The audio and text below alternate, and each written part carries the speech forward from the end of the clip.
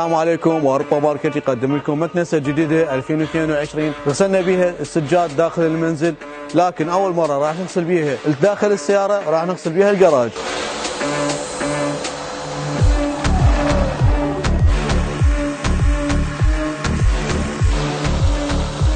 هسه راح نغسل ونمسح الجراج.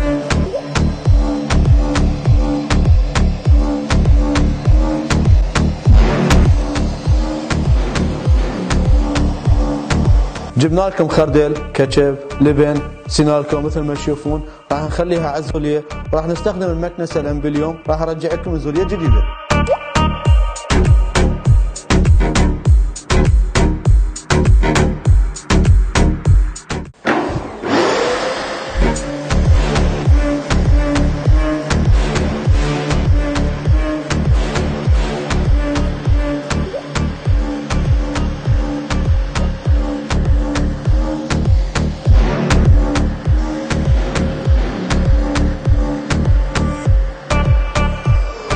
هسه راح نشغل لكم الهيتر حتى نشوف الزوليه.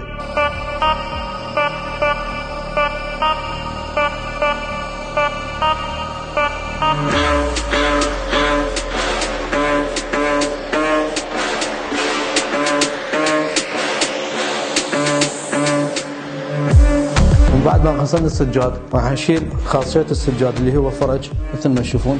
هذا نشلناه من الفرج بالاضافه الى القطعه الثانيه مال الفرش. هسه راح نخلي قطعه المسح. التركيب مالته كله سهل مثل ما تشوفون، فقط هيك نقعدها. يجي ويا هذا الكفر خاصيه ماسحه مثل ما تشوفون بها فاكيوم، تمسح وتسحب.